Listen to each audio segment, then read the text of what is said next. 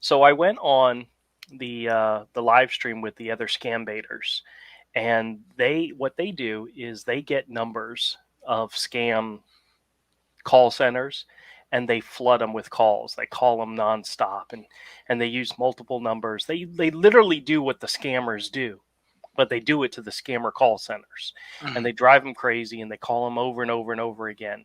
And I was telling them that all my videos are calls that I receive. And one of the ladies one of the scam baiters is like, "Oh, I wish they would call me."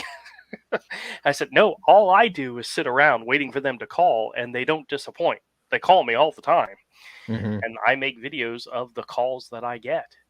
And so it's two totally different ways of Yeah. dealing with it, but I'm dealing with it, or the videos that I make is what everybody else deals with, Yeah. you know.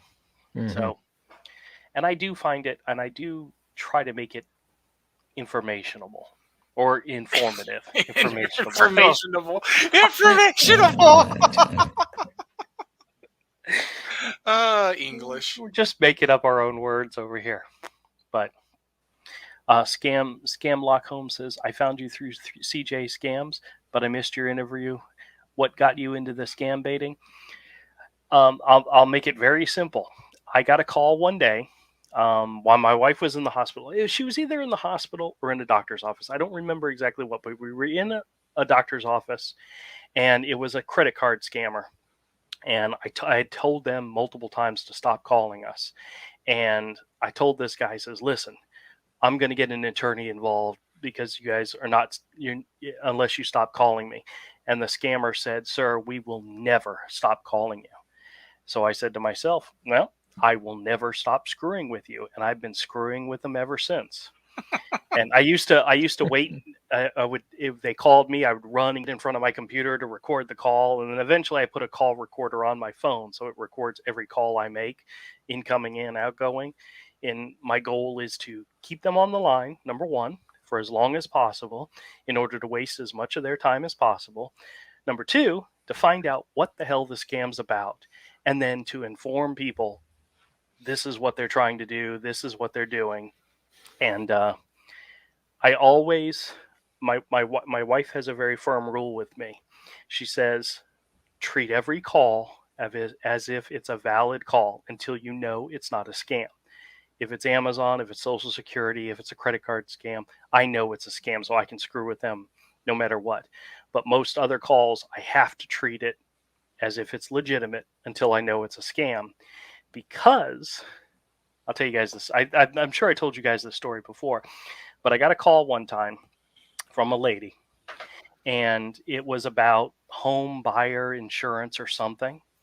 And she said, "Hello, my name is blah blah blah," and she says, "I'm calling about your recent mortgage." And I didn't recently get a mortgage, so I knew immediately that there was something wrong here. And I started like screwing with her a little bit.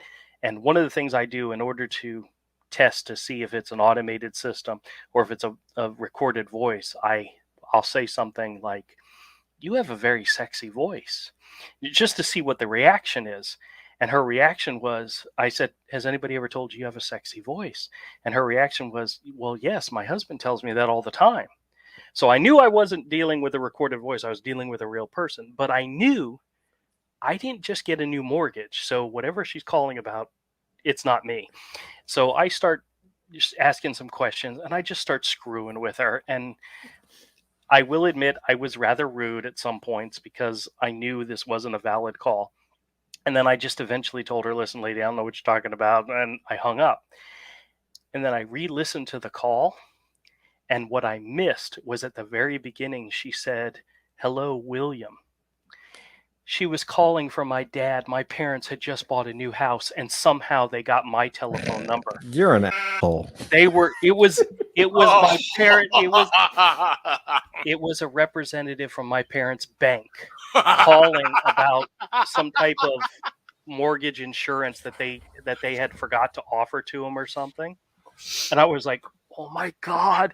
So I called my mother, and I told her, I said, "Hey mom, if a lady calls you and says she spoke to somebody who because I don't remember if I actually identified as William or if I just said, yeah, this is me or whatever. But she thought she was talking to my dad. And Wonderful. I told my mom, I said, Mom, if she does get in touch with you, just pretend like you have no idea what the hell she's talking about. But I was screwing with her because I knew it wasn't valid. And turns out I probably have a bank account or credit account that me and my dad were both on at some point. So my telephone number and his name are connected somehow that way. Yes. And somehow they got my number and thought it was his, and oops. And his son's a dick and treated this lady with very little respect. And yeah, I'm supposed to behave now. Yeah, it's okay. But she did have a really sexy voice. So her husband, very lucky man. Very lucky man. Did you finish? No, I didn't finish the call. Oh my God, that's so funny. Hey everybody, and thanks a lot for checking out the video. If you like the content, click the subscribe button and hit the bell for notification. Leave us a comment. Let us know what you think. Thumbs up, thumbs down, either way, and we'll catch you all next time.